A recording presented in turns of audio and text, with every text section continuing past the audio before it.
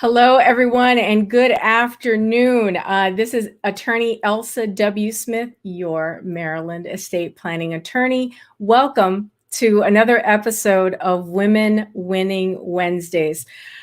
This space was created to empower women, which is the mission of my firm. And the way we're doing that is by presenting women who have not only overcome certain obstacles, but they've got tools to help you and I become more empowered women. So I'm really excited about today's guest. And before I tell you a bit about her, just as a reminder, please allow StreamYard to view your comments and for us to view your comments. And the way you do that is by going to StreamYard.com/Facebook.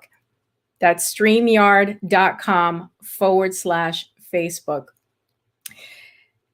Like I said, today we are talking about a really important topic, and it's not just trending, but it's something that we've needed to talk about for a long time, and that is mental health. Mental health and the issues associated with it are not only affecting professional athletes like tennis phenom Naomi Osaka, but it affects everyday people like you and me. Our guest today is Dr. Paula Anderson. Like I said, I'm really excited to have her. She's not only someone I respect, but she's also a friend. So let me tell you a bit about her. Dr. Paula Anderson is the president and CEO of PACE Consulting, a behavioral health counseling and organizational consulting firm here in the Washington, D.C. area. Dr. Anderson has degrees in psychology and community counseling, and she's recently successfully defended her dissertation in organizational psychology. In addition to being an organizational psychologist, Dr. Anderson is a licensed clinical professional counselor. She's licensed here in the state of Maryland. She's a nationally certified counselor and a Maryland board approved supervisor. She's also a bit of a rock star too. Dr. Anderson was featured in the MEA magazine in June of 2013 in the feature section of Women in Business, Making a Difference. She was also recognized and awarded as one of the 25 influential women in business making a difference in October 2013 in the same magazine. In October 2019, Dr. Anderson was featured in the same magazine as a CEO to watch. Without further ado, I give you my friend, Dr. Paula Anderson. Hi, Dr. Paula. Hello, Elsa. How are you? I'm fabulous. I'm fabulous. It is really, really such a pleasure to have you here on the show to talk about such an important topic, particularly in communities of color. But really, mental health is something that affects all of us, regardless of socioeconomic status, as we've seen in the media recently. Now, I've told the audience a bit about you. Could you share just anything else that we should know, and specifically how your company helps people with issues regarding mental health? Yes. First of all, thank you so much for having me on today. I'm really excited to have this conversation with you and to be on your show. Thank you so much again. So a little bit about me outside of what you shared. I am a mom of two boys, and I've been married for 23 years. So I have a husband as well. And in terms of PACE has been around for about 14 years, and like you said, we do behavioral health counseling services. So we have a private practice side in College Park. And then we also do, like I said, organizational consulting, where we actually go in and work with businesses on workplace wellness, diversity, equity, and inclusion, and team and leadership development. So that's the organizational consulting side. But on the private practice side, we take insurance. We see people from all the way from children all the way to adults. And we work with people that have, I guess, challenges like depression, anxiety, workplace stress. And those are kind of the areas that we work in. And then we also do marriage and family counseling as well. Why? And let's get right into it, because there's so much I want to talk to you about. Yeah, sure the audience is just like chomping at the bit for us to have this conversation. Why do we have such a hard time talking about mental health in communities of color? And to the audience, I've already said that, you know, we want to see your comments, so make sure to give StreamYard permission to view your comments. If mental health is seen as a taboo in your family, I want you to type just the number 1 in the comments. Okay, Dr. Paula, please. So the stigma around mental health, I think it's something that our communities we just haven't spent a lot of time talking about it. And then when we do, it's in a negative space. So for instance, you will hear the word crazy a lot. Like, I don't go to therapy, and therapy is for crazy people. And so when you put that kind of negative language around the topic of mental health, people shy away from it, especially what I've found is in communities of color, people stay away from, you know, going to the shrink, right? Even that word, like, what's a shrink? Right. And so there's so much negative connotation around it that unfortunately communities of color have shied away from it. However, I will say in the last 10 years, I've seen a little bit of a shift because now it's becoming it's normalized now. Like, people are talking about mental health more openly and freely. And I give a shout out to Naomi Osaka, like you just mentioned. I'm so proud of what she did and how she really showed on the world stage how to take care of yourself and how to, you know, prioritize your mental health. I was so impressed with her too, and proud of her that she was able to use her platform and her prestige to really bring light to an issue that's not just affecting people that perform at her level, but it's affecting everyone. You know, particularly, you know, given the past year that we've had, but, you know, mental health, I mean, the issues around it is nothing new. Right. You know, no, it's nothing new. Give us an example of stressors that you've observed in women of color specifically. And the follow-up to that is, does it vary depending on socioeconomic status, or are there some things that are just across the board, affects us all? So the types of stressors that I've observed, and I will say I've been practicing for about 20 years. So, you know, started when I was about 2 years old. But I would say the stressors that I've seen is self-imposed stress. So taking on too many things, like saying yes to just about everything.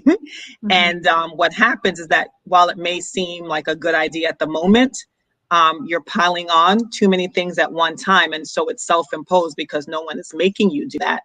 You're saying yes to these things. And now instead of them being an opportunity, it's becoming a stressor. I think the other thing is that I feel like as women of color, we embrace the strong Black woman, and I believe we are strong, but I think we embrace it a little too much. And so sometimes that leads to multitasking as well. Like you're like, I'm strong. I can do this. I can do that. I can do that. I can save the world. I could, you know what I mean? And then now it's like, again, taking on too much, self-imposed. So you're multitasking. I think the other thing that women of color experience, and this is not something that we're doing to ourselves, is just society, is just discrimination. So whether it be race or gender discrimination, I see that a lot in just different forms, because I work with a lot of women who either own their business or they're in corporate or they're just in the work world. So just facing that double standard, double jeopardy, as they call it, the race and gender discrimination. So those are some common things that I see in terms of stressors for women of color.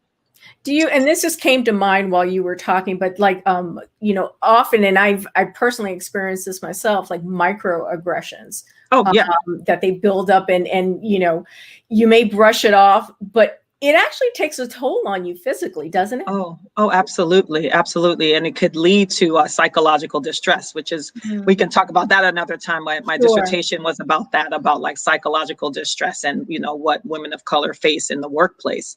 And microaggressions are a huge part of that, because people will say things and do things to you, and they think it doesn't affect you. But if it happens over and over and over again, it can lead to anxiety. It can lead to depression. It can lead to even having suicidal ideations, you know. So those microaggressions are actually macroaggressions, if you think about it, because it's really hurting your mental health and your mental well-being.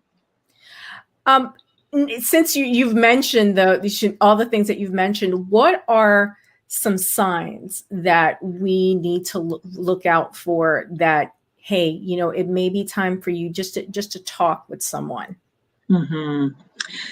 Great question, Elsa. I think the thing that I commonly see, and people don't realize it's a sign, is irritability. And so like you just, like something really simple, people are asking something really simple of you, and you become irritated, or you become easily angered. And then usually you can, who gets it is your family members, your spouse, your kids, and they're like, Mom, like, what is going on here? You know what I mean? Because you're so easily upset. Frustration is another thing. The other thing is losing interest in things that you used to enjoy doing. So if you used to enjoy, you know, going out with friends, although we haven't been able to do that in COVID, but, you know, just things that you're interested in doing, you start to lose interest. You don't want to do that. Isolation, you isolate yourself. So there's a number of factors, but I would say that irritability and then losing interest are some of the top ones that you can just, I may want to just to talk to someone would be a good place to start.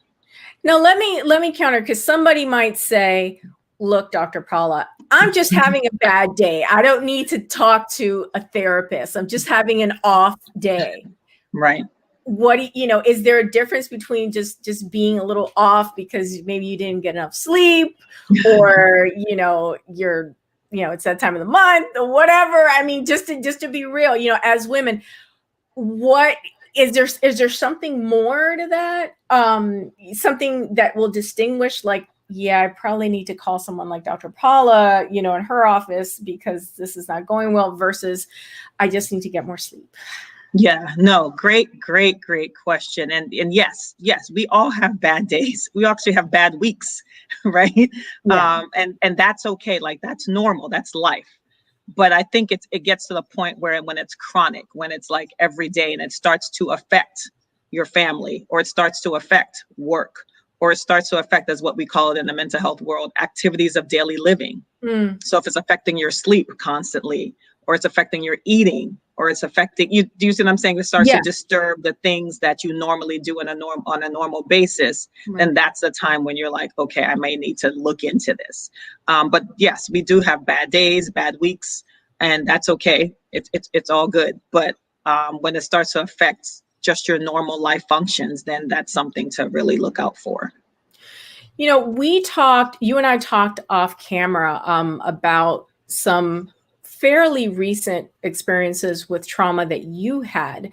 To the extent that you feel comfortable, would you share that with the audience, please? Yeah, I will. So last year, as we all have been, like, we all went through a collective trauma with COVID, and then with the social justice issues. I feel like it was on the world stage, both of those issues. And it was no different for me as a therapist, right? I felt like I felt it even double, and not to, you know, say, you know, that I'm special or anything, but because I'm a therapist, so I'm also I'm not only experiencing these things, but I'm also helping people through these things, the social injustice and the pandemic at the same time. And so when the May 25th, I think, when George Floyd was murdered, and then what happened afterwards with the protest and just the way it was being handled on the federal level, it traumatized me, because, as I mentioned earlier, I have two African-American children, boys. And so it was one of those things where I started to notice in myself, like, I was lacking motivation. At that time, I was finishing my PhD program, or in the midst of it. And I felt like I just didn't want to do the work. I would get up and I'd like look at my computer, stare at my computer actually.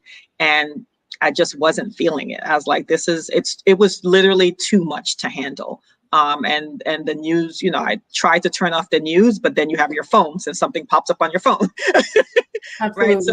So things were, media's coming from everywhere, and you're trying to slow it down, but just knowing like what was in the background, what we were talking about, the dinner table, you can't like ignore those things. And so as a mom, as a therapist, as a wife, of a husband who was also African-American, it was tough. And it led to me finally just saying, I need to, relook at getting a therapist myself. So the therapist gets a therapist. Don't lose sight of this, everybody. I had one before, but we had to change, and I had gone from some months without one, but I was like, oh no, I can't keep, like, I can't go on without having someone else to talk to. Yeah. So now that we're doing so many, and thank you for sharing your story. I really appreciate that. Yeah, no worries. Now that we are in this like Zoom world, and everything is virtual, has that changed your practice in terms of how you're able to reach people who need mental health services? Are you online? Are you doing things virtually? Yeah, it has. It actually has been a silver lining, a blessing in disguise, because we always saw people in person in our office. I mentioned College Park, always.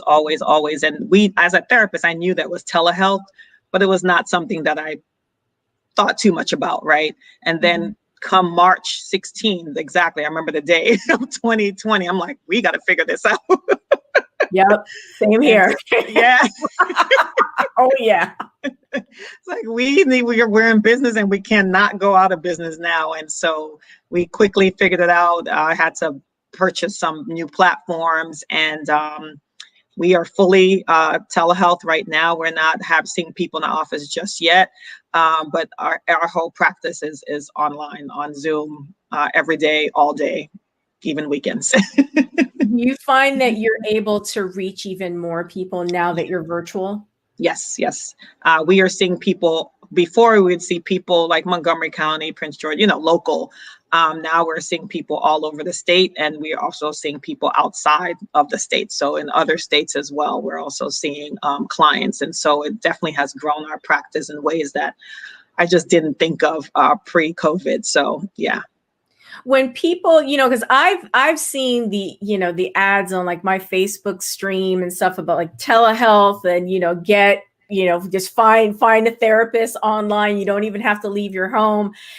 How does, in this new world of telehealth, how does a person, where do they go to find a therapist if they want to talk to someone? And how do you evaluate like credentials? Where are good places to go? Ooh, really good questions. Well, for therapists, they can, Google is always, I always say Google is your friend. Like Google, you can start there, but there are specific sites for therapists. Psychologytoday.com is one of them. There's another one specifically for therapists of color, like Therapy for Black Girls. There's one called Therapy for Black Men. And people can go on these sites and find, if they're looking specifically for therapists of color, they can go on those sites. If they're just looking for a therapist, Psychology Today is a good place. And like I mentioned, Google is also a good place. And once you Google, you see different people's websites. So once you find a therapist, I would go on their website just to kind of look more and dig more into their business. And then I think in terms of like finding out more about therapists and what they, their licensure, you can go on to like the health and human hygiene. I can't remember, Mhm. but Maryland, every state has like a Department of Health, and our license are underneath there. So you can just make sure that your therapist is completely and fully licensed, because some people will say they're counselors, but we've had scams before. So you can actually go on Department of Health, and look up the, social workers or counselors or psychologists or psychiatrists, whoever it is that you found that you want to kind of do some more, do your own homework on.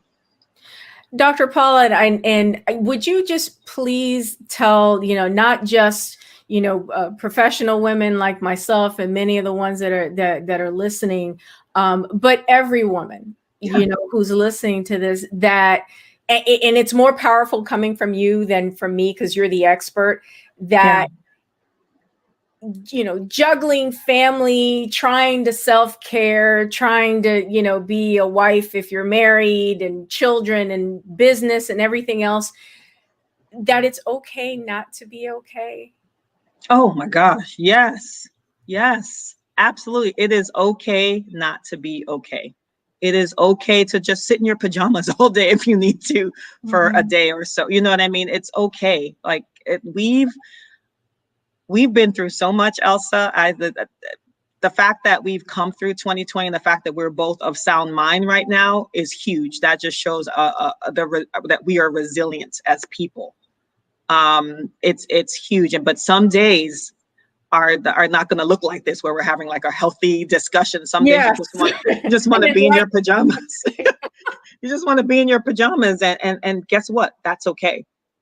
And some days you want to turn off your camera, and if your employer allows that, then turn off your camera, because it's not every day. Like, we are still going through something called pandemic related stress. We're all dealing with it, and it's going to come out in different ways. Like, some days you can be like, oh, I'm good, yeah, I'm good. And then the next day you can be like, oh my God, like, why do I feel like this? You know what I mean? And that's because, like, we've been through something that we're not used to as people. We're not used to being at home for 15 months, Yeah. right? We're not used to in an incubator, right, exactly, right? So it's okay. It's okay not to be okay. I will say it multiple times if you need me to. Thank you. We love you for it. Someone, and I forget who, but someone said that the most valuable piece of real estate that we own is our own mind. Oh my gosh. Yes. I just want to put that in the ether. And and in wills and estate planning, which is what I do for a living, one needs a sound mind, legally needs a sound mind in order to execute a will. You need to have a clear understanding of what you own and what you want to happen to it when you are no longer here. And I tell people over and over again that the time to create an estate plan is not when you're in crisis, because, when you're in crisis, as as the expert, there's a whole nother energy there. You can't focus, and you're scattered, right? And there's brain fog. No, absolutely. Absolutely. So if you would share with the audience, as we're, getting close to the top of the hour, like why is having good mental hygiene important? And then a follow-up to that, what are some tips that we can use like right now? Awesome. Yes. So good mental hygiene, hygiene means that you preserve your health, right? And so I think we might have talked about this as well. People often come to therapy when, kind of like with you, like when there's a crisis, like, oh my God, I got to get a will. Oh my God, I have to get this. Yeah. People often come to therapy like, oh my God, like I feel sad every day. And yes, you should come then. But I've had people, and I really like applaud them for this, when they're like, I just want to check in. I want to like get therapy before something else happens, before I'm starting to see some patterns. And although I don't, I'm not at the point where I feel like I have an illness, but I do want to come to therapy just as a check-in. I just want to just talk and just to make sure that I don't get to the place of a crisis. And so, yes, you can use therapy in that way too, as a preventative measure, not just reactionary. So just think about that too, that you can use mental health or therapy as a preventative measure. The other thing that you asked was about coping, like what can people do what now? What coping tools? Yeah. I really encourage people to have a regular or a daily practice. And so what that means is that whatever that looks like for you, whether that's listening to music. I know that sounds real, like listening to music, Dr. Paula, but yes, Some people sometimes may see it as woo woo, whatever, but it's actually quite relaxing depending on the music. Yeah. Exactly. Relaxing. Meditation. Mm. For me personally, 5 minutes every morning. It's a given. And what that has done is that put me in a space where, like, when things happen to me, something happened last week, and we don't have time for that. But in the midst of the chaos, I felt myself like go to this calm state because my brain is used to being calm every day. At a certain time of day. And I literally felt myself like, okay, this is happening, but you don't have to react with the situation. You can be calm. Wow. And that's only because I practice it every day, right? So when I need it, it's like, oh, wait, my brain is wired to just be calm. Are there like apps or anything that you'd recommend or even that you use in your practice? Yeah. So I think I mentioned this before. I need a check from this app. But anyway, the Calm app, CALM, Calm is such a great app because they have meditations on there. There's so many. You can also Google apps that are helpful for mental health. But I go to Calm because they have the meditations that I like on there. A lot of people turn to YouTube, which is really cool. YouTube has anywhere from 5-minute meditations to 3-hour long meditations that people can engage in. So YouTube is a really good source as well. But there are plenty of apps that you can just literally, it's on your phone and just turn it on in the mornings or afternoons or even in the middle of the workday. Just put your earphones on and just take 5 minutes. Yeah, I've done that. I do a combination of the positive, motivational things that I listen to in the morning. Yeah, actually in the shower, it's like it's playing, and I just need to listen to it. Absolutely, because I need to get my head right before I face whatever it is that I'm going to face in the day. Absolutely. I need to strengthen. Some people, if you're a person of faith, some people, pray. do prayer. Bible study. Yep. Right. Yeah. Prayer, Bible study, all of that is so helpful. And then exercise, make sure you're getting in your walks. Although I know people don't let the cicadas out, but you can do, there's an app that I use called a 7-minute app. You can literally work out in 7 minutes. So there's so many, technology has really improved our life in so many ways. And so use it to your advantage and for your mental health. Do you have anything? So we talked about start of day. Are there any kind of end of day practices that you would recommend to kind of wind down and decompress? Yeah. Again, music. Same thing. Same thing. Music, low music. Reading a book before bed helps to put you to sleep. Herbal teas. Love those. At nights, and then trying to turn off your technology 30 minutes before bed. I'm so guilty of that. I know I am too, but it's helpful that is another thing that's recommended, just to kind of turn off the technology and just start to wind down. So yeah, there's a number of things you can meditate at night too. Very true. Dr. Paula, as we're almost at the top of the hour, how can people get in contact with you and just reach out to PACE if they just have a question, whether to explore whether therapy is something that's right for them? I'm going to put your information on the screen, but sure. The best way to get in contact with us is, you can call us at that 240 number, but also our website. If you go at pace-consulting.com, we do have a contact us box where you can literally type in a question and we will get it through email, the question that you have or inquiry. So that's a really good way to get in touch with us. We're listed also on psychologytoday.com. So if you went to that site and looked for therapists or just look for the name PACE Consulting, you can find us there as well. But yeah, there's a number of ways. If you have insurance like Care First and I think Medicaid, that's another way to find us. So there's a number of ways to find us online. Fabulous. Dr. Paula, it has really been an honor and a pleasure to have you on the show today.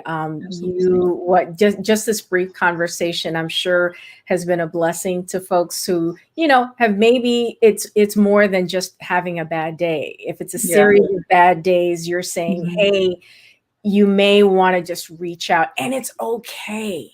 It's okay. That should be the takeaway, right? Yes. That it's okay. It's okay for us to reach out. Right? Absolutely. And you want to have someone with an unbiased opinion, right? Just talking to you. Like, that's so cool. And it's a service that's there and available. I'm so glad that we have, organizations like yours, PACE Consulting right here in Maryland, in the DMV area. It's local. Mm-hmm. And because you're also, part of like that whole telehealth thing, we can get to you online. So there's no excuse, no traffic, no COVID, anything. It's like you can hop online and reach Dr. Paula or a member of her team. Absolutely. We'd be happy to help. Wonderful. Dr. Paula, it has really been a pleasure. Thank you so much. Have a wonderful day. Folks, you already heard how to get in contact with Dr. Paula. Again, thanks so much, and I will talk to you soon. Okay, thank you so much. Bye-bye, you too. Everyone, I'm sure that I'm not the only one who got a lot from today's interview. Mental health, it's not just trending. It's something, it's very real. And we've got to move away from it being taboo to really just normalizing it in our discussions, in our dinner table discussions, right?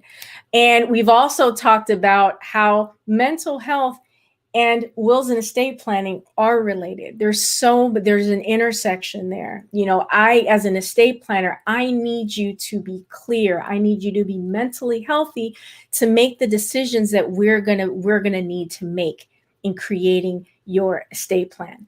So if you're in Maryland or DC and need help creating a strategy for your legacy, I want you to give our office a call. The law offices of Elsa W. Smith at 410-995-7719.